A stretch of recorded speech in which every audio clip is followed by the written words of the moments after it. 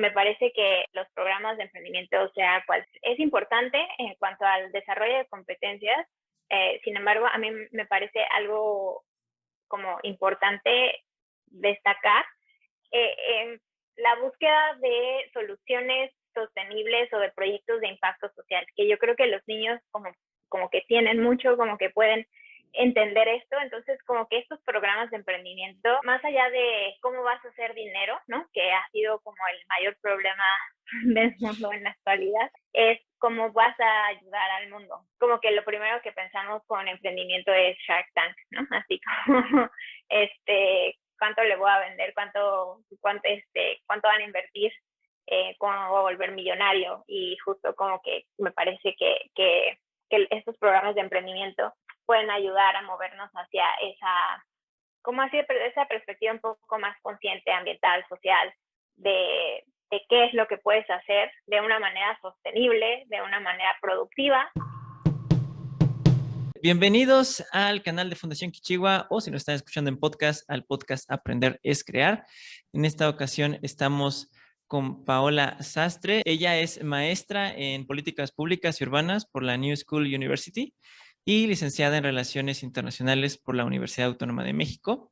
Actualmente colabora con UNICEF y bueno, pues me pareció importante invitarla a este espacio para platicarnos un poco sobre desarrollo sostenible, sobre un poco de cómo es que la política, la innovación y la tecnología pues pueden ayudarnos a construir precisamente ciudades y comunidades pues más sostenibles. Quiero ceder el micrófono para que nos platiques un poco más de lo que estás haciendo actualmente, un poco más de ti, y posteriormente pues ya abordamos como tal pues los temas de esta entrevista. Primero trabajé en el Senado, en la Comisión de Relaciones Exteriores, en temas internacionales como de desarrollo internacional, y después me moví un poco hacia la parte de emprendimiento e innovación, al desarrollo de políticas públicas en temas de emprendimiento. Y entonces a mí me da mucha curiosidad entender dónde estaban las personas que les interesaba invertir en los programas de desarrollo y qué se tenía que hacer para llegar a esas personas, quiénes son las organizaciones que invierten en este tipo de programas.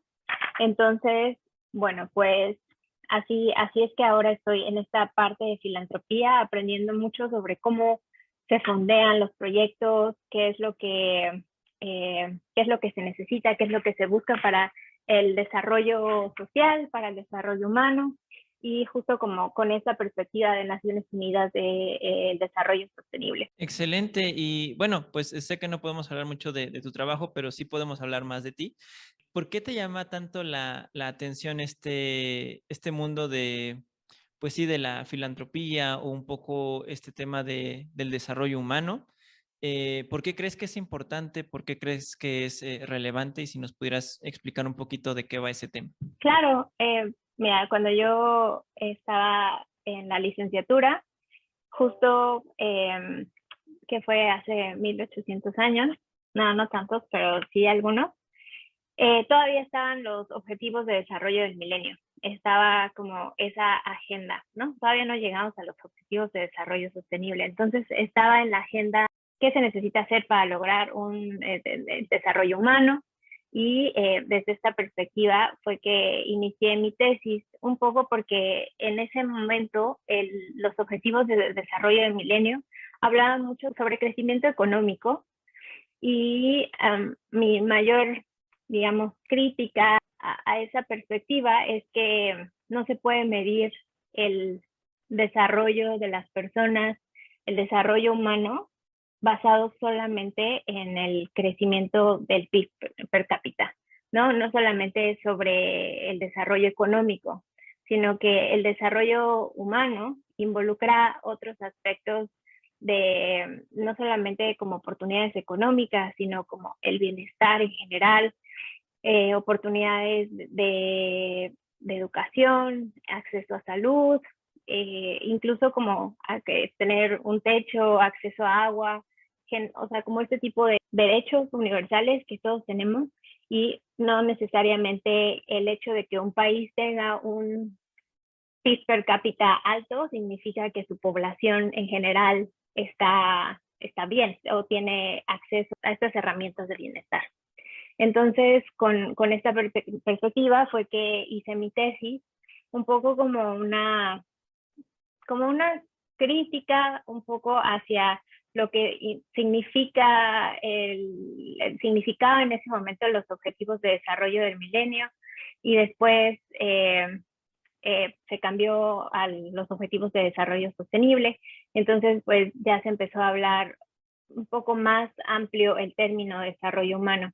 Así como lo define el Programa de Naciones Unidas para el desarrollo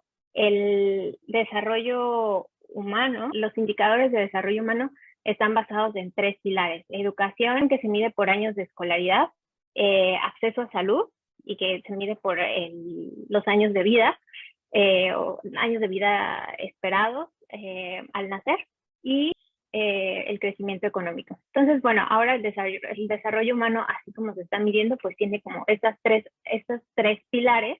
Sin embargo, el programa ahora reconoce que hay muchísimas más áreas del desarrollo humano. O sea, cada año se publica un informe sobre distintos aspectos del desarrollo humano. Entonces, regresando al tema de los objetivos de desarrollo del milenio, una de las críticas que yo hacía es que justo como estaban los objetivos de desarrollo del milenio, es que se tenían que implementar los países en desarrollo. Es decir, nadie más estaba involucrado en el tema de la agenda de desarrollo. O sea, era como los países desarrollados les dicen a los países en desarrollo cómo tiene que ser el desarrollo. Y justo lo que se cambió para el 2015 es que se hizo una agenda mucho más inclusiva, como en el reconocimiento de que el desarrollo humano era un reto para todos, el desarrollo sostenible es un reto para todos, y se involucran otros actores, como el sector privado, la academia, las organizaciones no gubernamentales.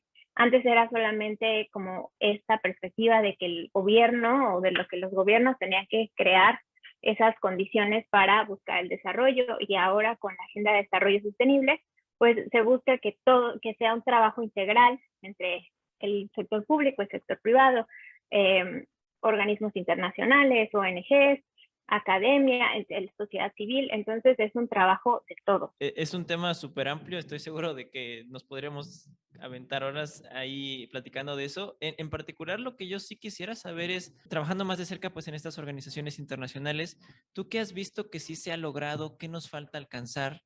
¿Qué cosas crees que pues sí son mejores respecto a otros años, otras propuestas? ¿Y qué retos todavía son como que muy, pues sí, muy evidentes, ¿no? Que todavía hay que sortear. Yo creo que uno de los cambios más importantes que se ha dado gracias a la Agenda de Desarrollo Sostenible, este cambio de mentalidad y como la búsqueda de que la iniciativa privada se involucre en los temas de desarrollo. Yo creo que esta parte de involucrar a la iniciativa privada ha sido fundamental.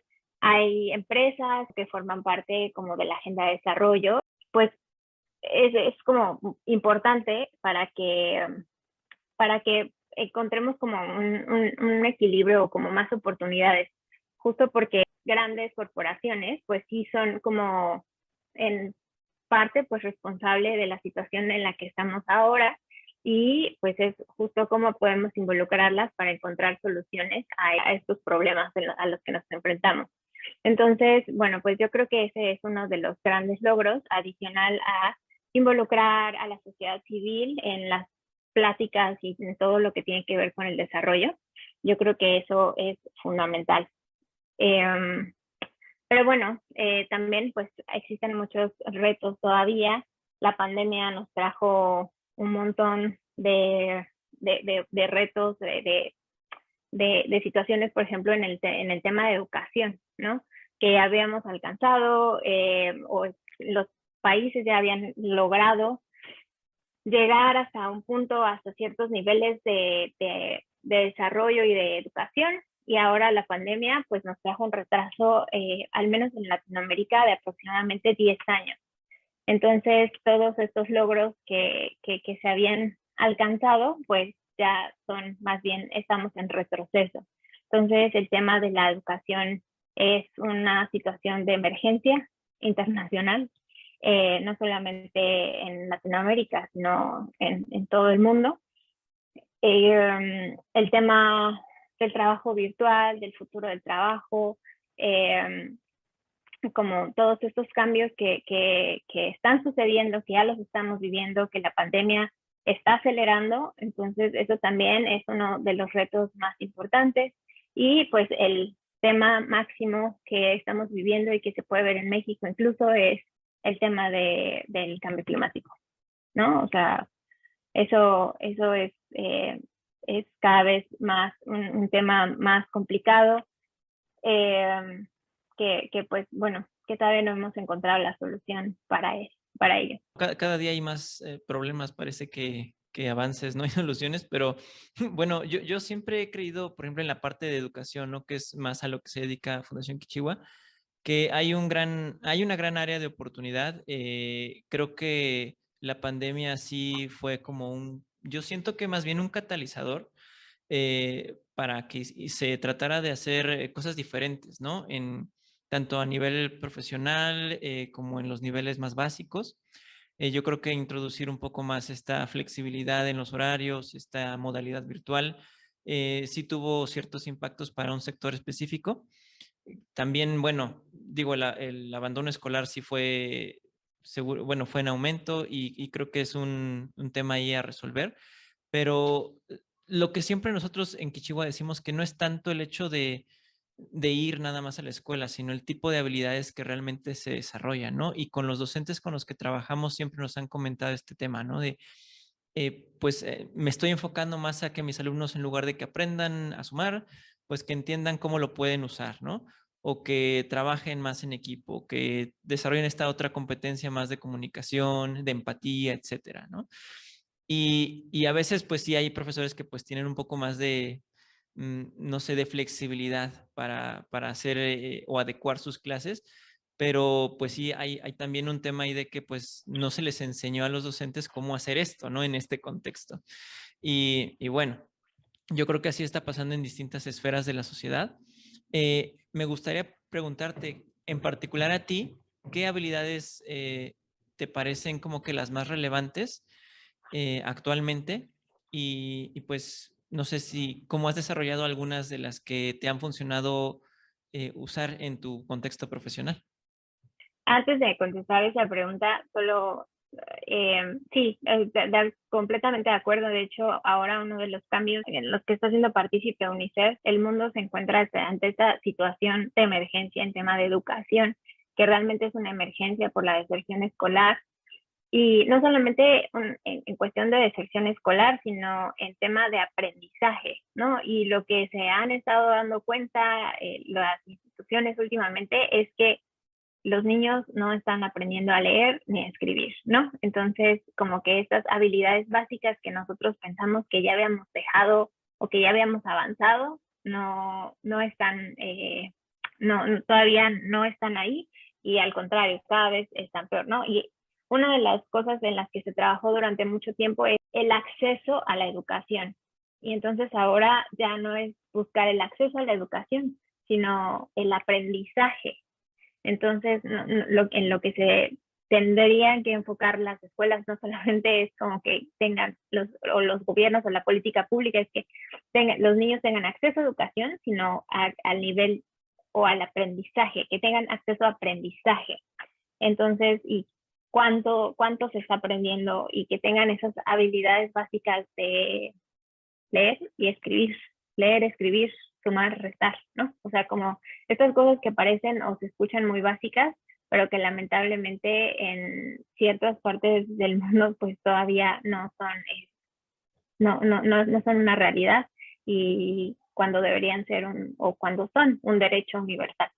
Entonces, bueno, eso por una parte. Por otra parte, ¿cuáles son las competencias que yo considero que los niños deberían aprender? A mí me parece justo que es esta parte de la educación por competencias, es una cosa fundamental, es un paradigma distinto en la educación que deberíamos buscar. Estas competencias como por ejemplo la negociación, cómo podemos hacer para que los niños tengan como mayores habilidades para poder expresarse en público, que puedan aprender a trabajar en equipo, que haya como mayores niveles de entendimiento de las necesidades. Entonces, justo por eso a mí me gusta mucho el tema de emprendimiento y me parece como súper importante para la educación básica, ¿no? Porque te da un montón de habilidades de resiliencia, de perseverancia, de respeto al trabajo de otros, de trabajo en equipo, de habilidades para vender, ¿no? Para vender un producto, para vender un servicio. Estas cositas como importantes para los niños y entonces me parece que eso es fundamental. Hay algunos programas, de hecho, en algún momento trabajé con uno que es un programa de emprendimiento para niños de primaria y secundaria. Entonces, eso me suena, son programas bastante innovadores en cuanto al a la perspectiva o al enfoque de educación. A mí, ¿cuáles son las competencias que me han ayudado? Yo creo que eso, ¿no? Como la habilidad para poder, o sea, como negociar, hablar en público. Yo creo que es súper básico redactar, escribir como de manera coherente, persuasiva. Y lo más importante para mí es como la habilidad de resolver problemas, o sea, el que sea, ¿no? O sea, como en el momento que tienes como una situación, es como no solamente como de, pues no se puede, ¿no? Sino que qué puedes hacer para mejorarla, para cambiar esa situación, todo como que siempre hay una respuesta, nada, hay que buscarla, ¿no? Entonces, me parece que esas han sido las habilidades que me han ayudado, y eso y hablar inglés. Sí, hay varias cosas que quiero comentar de lo que acabas de decir. En la parte de lo que dices, ¿no? Ahorita que mencionabas lo de emprendimiento, igual tenemos por ahí una entrevista con un profesor de Querétaro, que Ramón Puzo, si no mal recuerdo, es el nombre de este maestro. Igual hizo un programa de emprendimiento para niños, ¿no? Entonces, lo que hacía era, por ejemplo, de negociación, ¿no? Tienen los niños que negociar que el maestro les ponga 10 sin hacer nada en la clase, ¿no? Y es muy curioso porque dice, evidentemente, pues no se logra eso, pero no es tanto el objetivo de ponerles 10 o no, sino el hecho de que el niño comience a desarrollar esta capacidad de dar argumentos, también les da a ellos una sensación de comprender, pues, que otra persona va a querer algo, ¿no?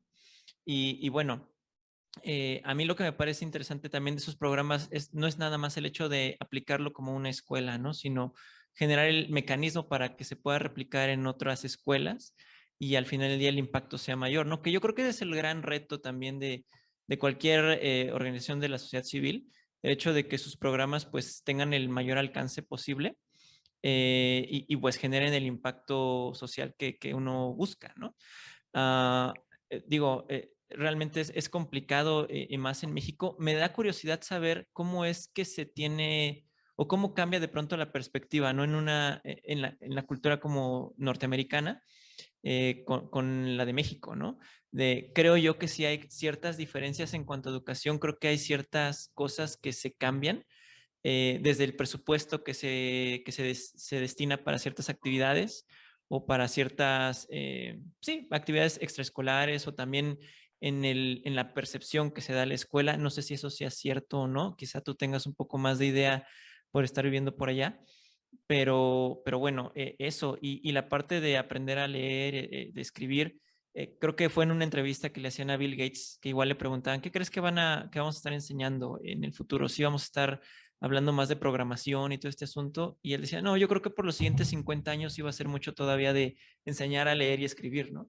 A veces sí pasa esto de que uno tiene la noción de que, pues leer el abecedario, pues ya pasamos eso, ¿no? Pero no, sí hay retos y yo creo que también más ahora con la parte de la tecnología, pues se da esta lectura, pero en otros contextos, creo yo. O sea, creo que el hecho también sí, como que digamos, el niño ya está usando una aplicación o ya está usando la computadora, damos por hecho que, bueno, para usar estos dispositivos tendría que tener ciertas habilidades, ¿no?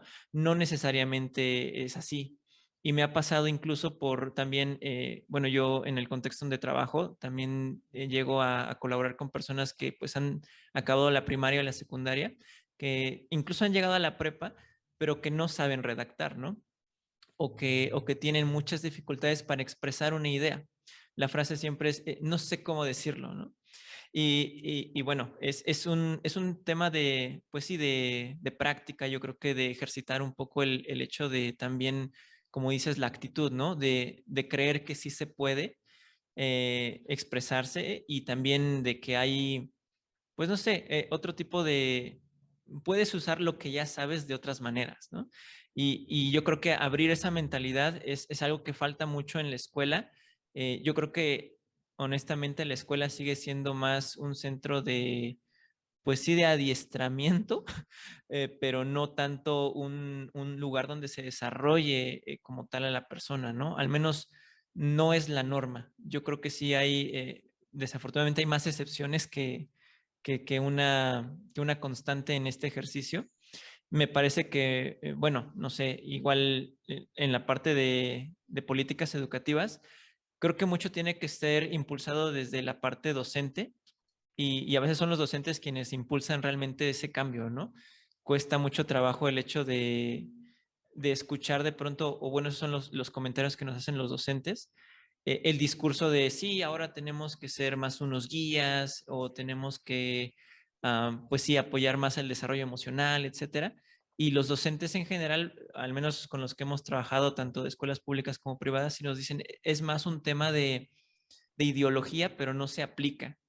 Entonces, como la plantilla docente, y bueno, yo creo que ya me estoy agarrando el micrófono aquí, pero sí No, creo no, no. que hay más docentes, pues sí que fueron formados en otro contexto social, en otro contexto educativo, pues, em, sí, sí, tal vez no tienen tanta apertura a hacer cosas distintas, ¿no?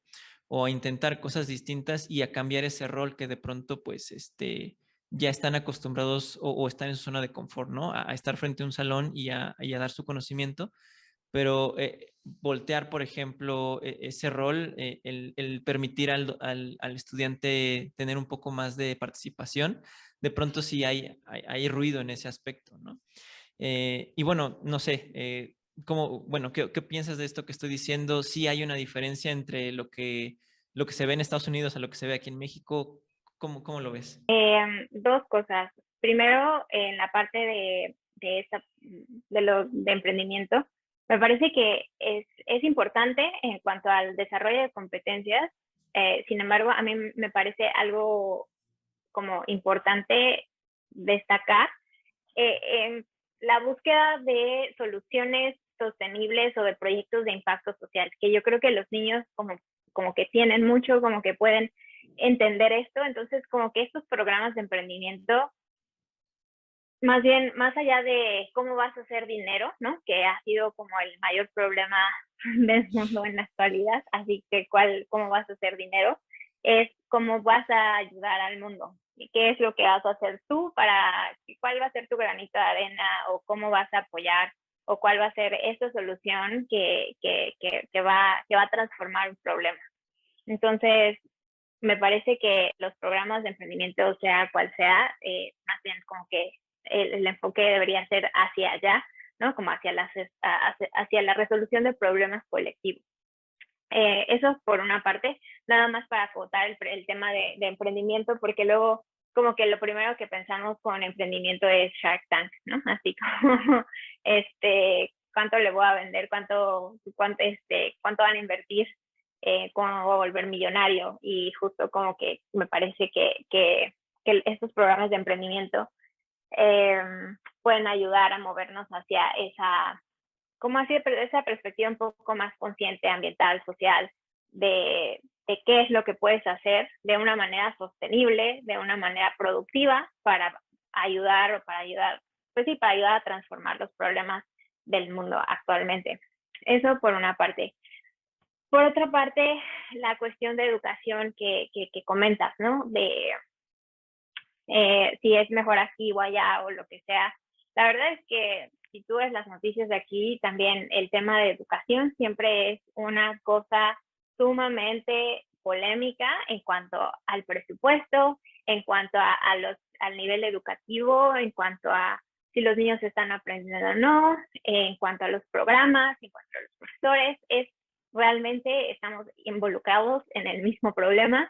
Y una de las diferencias que hay aquí y allá es que, por ejemplo, las escuelas públicas,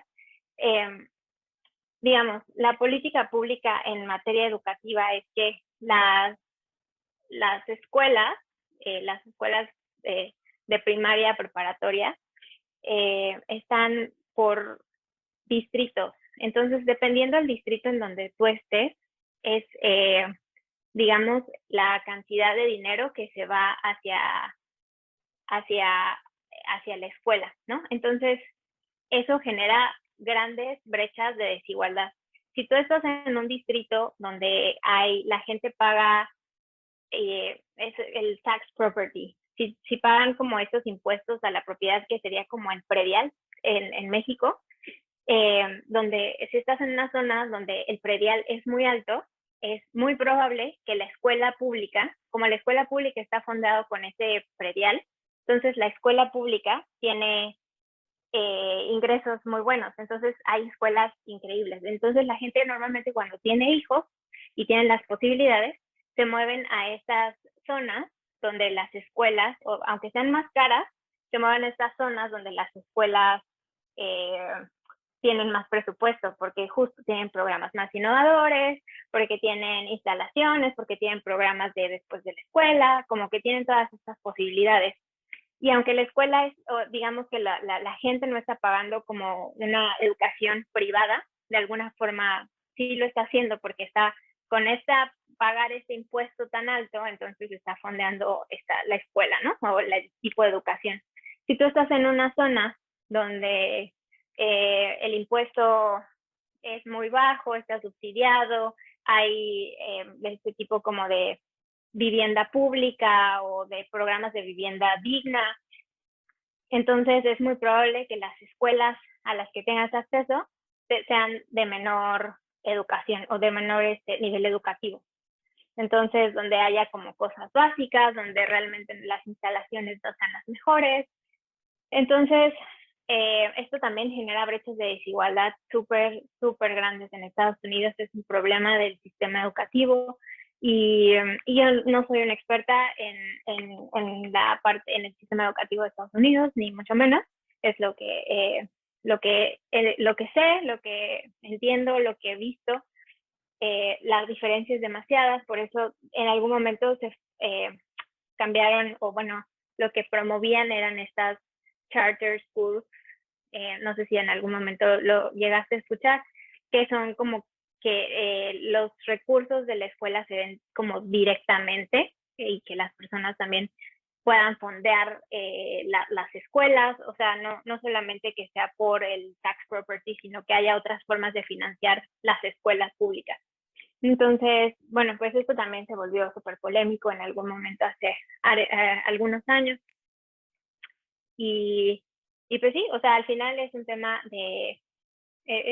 yo creo, no sé si es internacional, pero al menos en este lado del mundo, en este continente, más o menos así funciona. Y una de las cosas y críticas también grandes a este sistema educativo son y seguro tú sabes, eres experto en este tema, son las pruebas estandarizadas, que en Estados Unidos también se maneja el nivel de aprendizaje gracias a las pruebas estandarizadas. Entonces, los niños realmente no están aprendiendo, sino que se dedican a contestar exámenes, a contestar pruebas, a memorizar. Y esas son las clases, ¿no? A enseñarles cuáles son las preguntas del examen, qué es lo que se tienen que memorizar, qué tienen que aprender. Y realmente, si lo ves desde una perspectiva, pues bueno, era la forma de medir, pues, cuánto aprenden los niños, ¿no? Como era una forma de monitorear la educación, de monitorear y evaluar la educación. Sin embargo, pues eso también genera un ciclo vicioso de cero aprendizaje y solo memorización de cosas y fundamentos y conceptos que muchas veces no sé si son tan importantes, ¿no? O sea, como sí, o sea, no voy a dar ejemplos específicos, pero justo eh, como buscar formas o modelos educativos donde pueda haber oportunidades de aprendizaje de tu localidad, de lo que necesitas, de cuál es la historia de tu entorno, qué es lo que puedes hacer en tu entorno, cuáles son las iniciativas que necesita tu localidad en donde estás viviendo. No sé, como este approach un poco más hacia lo local, me parece que sería importante también involucrarlo. Ya me dejas pensando en varias cosas, digo, en qué exactamente hay que invertir en una escuela, ¿no? Digo, son preguntas que sí son complicadas, yo creo que depende mucho de la comunidad. En lo que tú dices, ¿no? El que aprendas realmente de tu comunidad y también, pues, más allá de que vayas memorizando información, pues que sí, ¿no? Que la entiendas y que realmente sea un aprendizaje, ¿no? Aquí en Kichigua decimos, aprender es crear, ¿no? Entonces realmente no es nada más saber algo, sino ponerlo en práctica y también ver cómo es que ese conocimiento beneficia a otros, ¿no? Pero bueno, sí, son varias cosas que yo creo que se tienen que resolver. Para ir cerrando esta conversación, Pau, me gustaría que me dijeras qué problemas o mejor dicho, qué te gustaría que cambiara en los próximos 5 años y que pues si ves que es posible cambiar en los siguientes 5 años en todo esto que hemos platicado, ¿no? En retos educativos, en retos sociales, ¿qué crees que sí puede ser posible alcanzar? Sí, me gustaría mucho ver que tanto organismos internacionales como fundaciones, como estas fundaciones gigantes, no sé, la Fundación Melinda Gates, la Fundación Ford o este tipo de organizaciones, vean hacia el emprendimiento social como una respuesta al desarrollo humano, al desarrollo sostenible, y que se enfoquen justo en invertir en estos proyectos de emprendimiento social desde lo local, no en fondear programas o soluciones gigantes, ¿no? Sino que se puedan enfocar en invertir en programas pequeños para las comunidades con mayores necesidades, de forma que el desarrollo sea de forma sostenible, ¿no? Que dejemos quizá en mi mundo ideal, que dejemos de necesitar de proyectos de filantropía, de esta constante como ayuda o como este constante donativo a organizaciones sociales, a comunidades, y que haya una apertura a fondear proyectos productivos, proyectos comunitarios, donde las personas realmente puedan trabajar para mejorar sus comunidades. Ellos, ¿no? O sea, como los expertos en su comunidad, es la gente, ¿no? Es la gente que vive en esa comunidad, más allá de que venga el experto en desarrollo a decirles cuál es el cambio que tienen que hacer en su comunidad o cómo lo pueden hacer, más bien cómo podemos invertir para que la gente tenga los recursos para cambiar y transformar sus comunidades. Entonces, eso me parece que a mí es el cambio que me gustaría ver, y, y que haya ese enfoque a la inversión de impacto desde la filantropía, desde organismos de fundaciones y demás. Perfecto, yo creo que es un sueño bonito, ojalá y sí lo alcancemos. Yo creo que sí hay posibilidades de que se realice y bueno, quien esté escuchando esto, pues si tiene alguna idea y que impacta directamente a su comunidad, pues yo creo que el primer consejo es inténtenlo, porque también muchas buenas ideas se quedan en eso, en una idea, en creer que no se puede, pero la verdad es que sí. Y bueno, pues Pau, te agradezco esta pequeña charla que tuvimos y ojalá tengamos oportunidad de volver a platicar más adelante. Eso ha sido todo por esta ocasión. Les agradezco que se hayan quedado hasta el final de esta entrevista y pues yo me despido, no sin antes recordarles que aprender es crear.